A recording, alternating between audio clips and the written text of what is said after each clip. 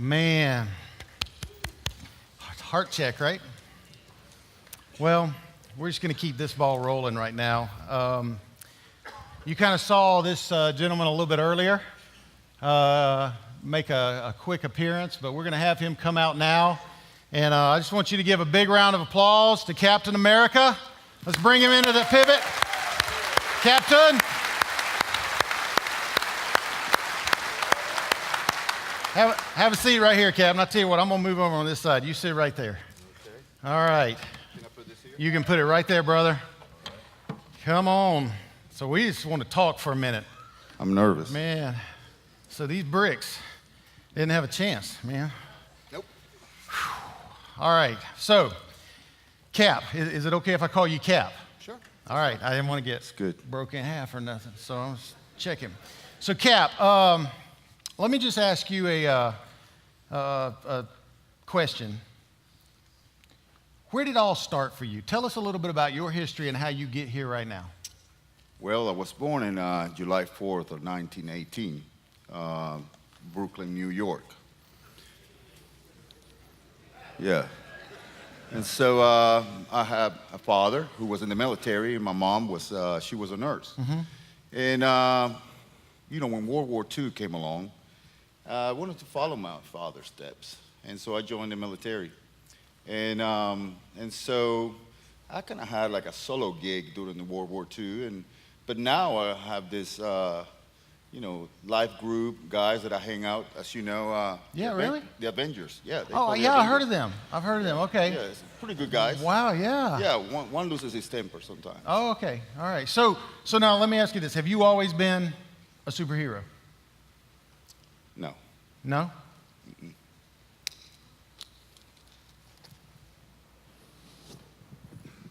Cesar. Guys, this is Cesar Arocha. Let's give it up.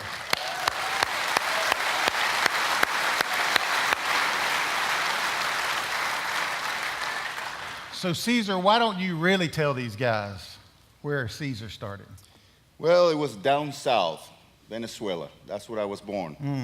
Some of you probably don't know where it's at, but down in Venezuela. And basically it was me and it was me. Yeah. It was me and my brother, my father, and my mom, and and I was everything started in school. When I first went to elementary school, I was so scrawny and so little that I was bullied a lot. Bully? Yes. Wow. And yeah, that was a hard one for me. Man. So as you got a little older, things got better? A little bit, yeah. A little? How so? Well, when I turned 16, I joined the gym and I started training. I wanted to be a superhero. It was my dream. And so I went to the closest gym and I walked in and I saw the pictures of big muscle guys and I saw a picture of a man that changed my life. Yeah? Yeah. Who was that? Arnold Schwarzenegger. No. Okay. He became my God. Yeah. Yeah, that's me. So there's Cesar right there doing the Mr. Olympia. Yes. Wow. And there he is. And so when I walked into the gym, the girls in the gym, their voices were deeper than mine. The voices were deeper. Yeah. And so finally, really quick, they told me how to get big. And I started using steroids. Yeah. And I started filling myself with a lot of drugs. And I got big pretty quick. So during this time, was God anywhere in your life? Was there any kind of faith? Yeah, just a little bit. I remember my mom and my grandmother praying, and they were Catholics. But me, not really. I didn't really pray. I prayed sometimes, but not really. So you were this hot 20-year-old hunk in Venezuela.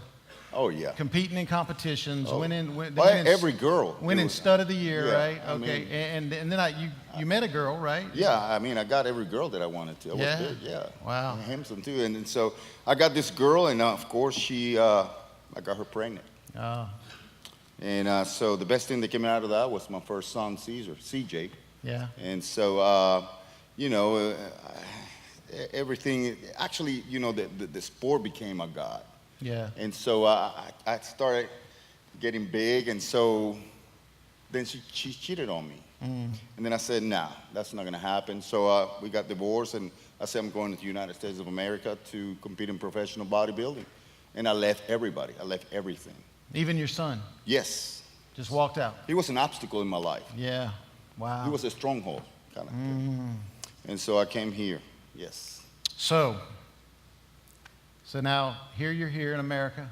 And it sounds like you did have a lot of strongholds in your life, a lot of pride, a lot of internal things happening. But so where did things turn for Cesar? Where was? I remember I was in the gym, and I saw by the corner of my eye, I saw this long blonde hair, blue eye, rock my world. And so we started dating. Her name is Mary Beth. Yeah. She's my wife now. Okay. Yeah.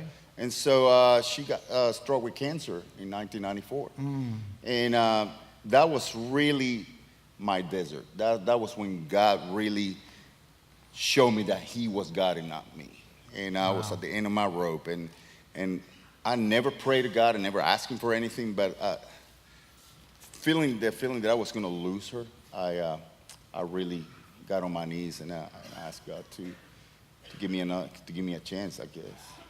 So you were just terrified when this comes into your life, because up until that point, Cesar was controlling everything. Yes. And now this was out of your control. It was totally out of my control. And I remember we went to the hospital, and the doctors were, saying that she was not going to make it. And I remember, I prayed. I got on my knees and I prayed to God, please don't take my wife from me. And the next day we went back to the hospital. It was Candler Hospital, actually.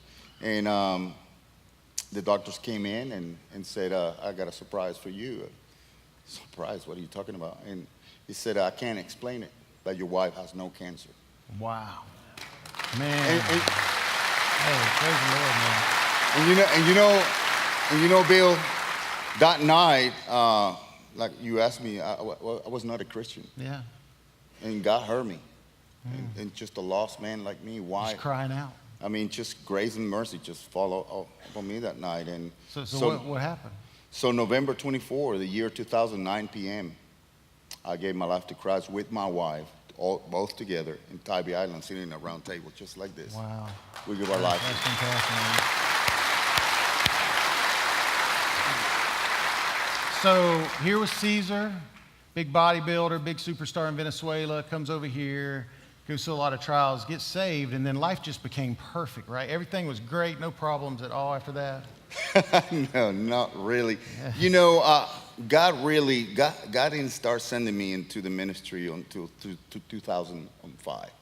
And I was living at that time in Asheville, North Carolina. And this group of guys came to the church, and I saw them breaking bricks and bending steel bars and running through walls of ice. And I said, I want to sign up for that team. Yeah. Yeah. I mean, that's what I wanted to do. Yeah, and so I told him, I said, hey, guys, how can I do this? And so, believe it or not, I became part of that team. I started breaking ice, walls of ice. Wow. Yeah. That's awesome. And so, and this team actually goes into the schools and talk to the children about holding on to their dreams and never let go, about bullying and alcohol. We talk about elementary schools, high schools, middle schools. We go to prisons. And so it's amazing. Wow. So man, that just attracted them in there, and you get a chance to share the gospel and all. But now, what about now? So what are you doing? Well, have you ever heard that expression, I'm in my sweet spot? Yeah. I am in my sweet spot. Are you? Yeah, God really, 3 years ago, he gave me an incredible ministry, which is suit up as superhero. Yeah. As Captain America. I didn't choose Captain, he did. And so now I get to go into the schools doing the same thing, doing feats and things like that, and just going to the schools, prison as Captain America. And I love it. It's my sweet spot. Now you saw Thor and Spider-Man.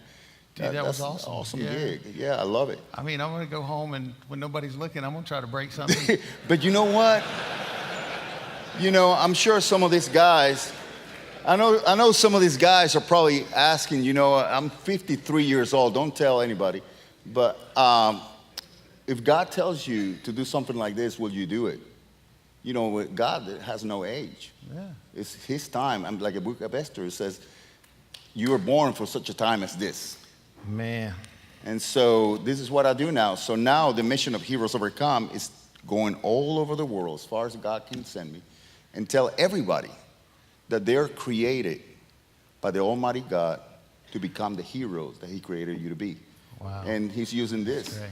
That's great. All right, so man, thank you for just sharing a few minutes of your life. And I love that you were as candid as you were, and that you were like just, I mean, very vulnerable with these guys here, man. Yeah. I mean, this is a tough place to, just kind of share your heart. But I mean, that's what real men do. But I do have a question I want to ask you. What's that? Because it's kind of been a little birdie told me, and I'm. Oh man. I wanted to. I wanted to see something. I heard somebody told me that you could roll a frying pan up like a burrito. And so I had my buddy drive over to Walmart and brand new steel frying pan. Now, is it true? Because I don't want to embarrass you or anything. Can you actually roll this thing into like really roll it up like into a burrito kind of thing? Can you do this? Or is somebody just fooling me? All right.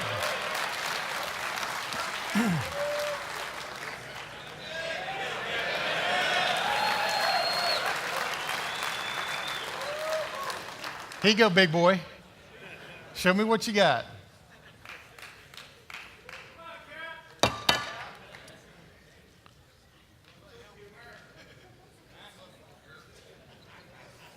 All right, we got a little Captain America music. We can kind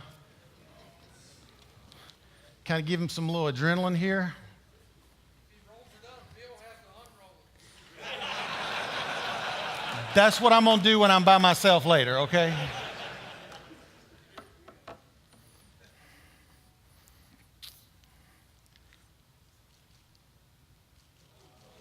What?